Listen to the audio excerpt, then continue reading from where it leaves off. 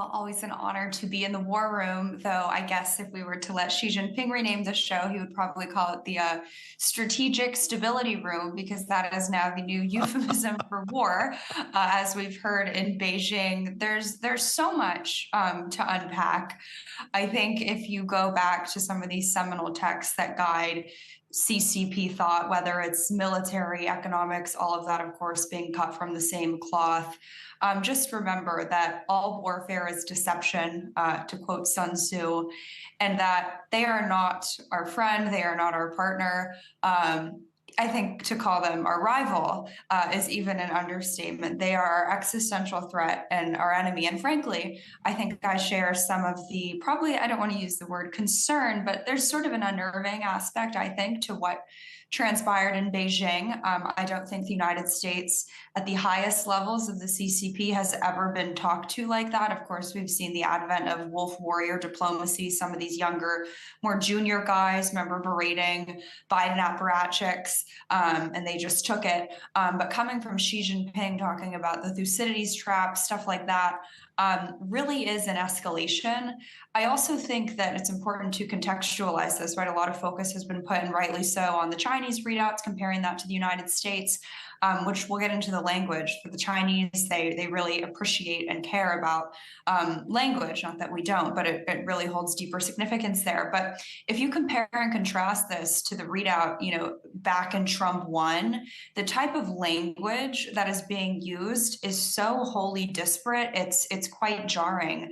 Back in 2017, it was, we're going to, quote, expand fields of mutually beneficial cooperation. We're going to, quote, control differences, deepen mutual understanding, enhance mutual trust, and build a, quote, sound working relationship. The most important thing there, and this is something that you heard regurgitated from virtually every PRC or CCP mouthpiece de facto or de jure, and it was that they would, quote, not take the old path of big powers which seek hegemony once they grow strong, right? The idea that China is not a threat, they want to just exist. They would probably posit in a unipolar world order whereby the United States is the top global hegemon. We have maintained on this show, much like the origins of COVID, much like the PRC's takeover of this country, the purchases of farmland, you name it, but that's not the case. They want their own version of a unipolar world order whereby they are the top dog. They're not even content with a multipolar world order.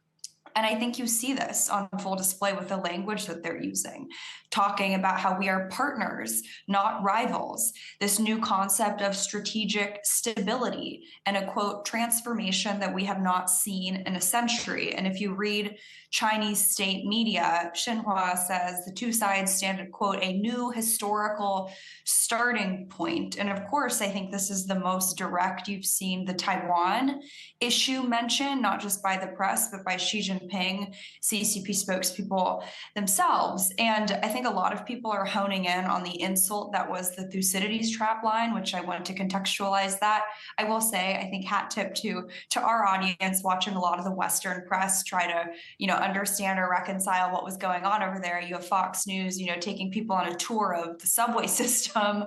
Our audience has known about the Thucydides trap for years. But I think what was equally insulting, frankly, directly to this audience, almost laughing, spitting in our face, was saying that, Shiism, the CCP can work, and I quote, hand in hand with MAGA. Particularly, I think, preying on President Trump's kind of anti-war instinct and trying to misappropriate that to the Taiwan issue.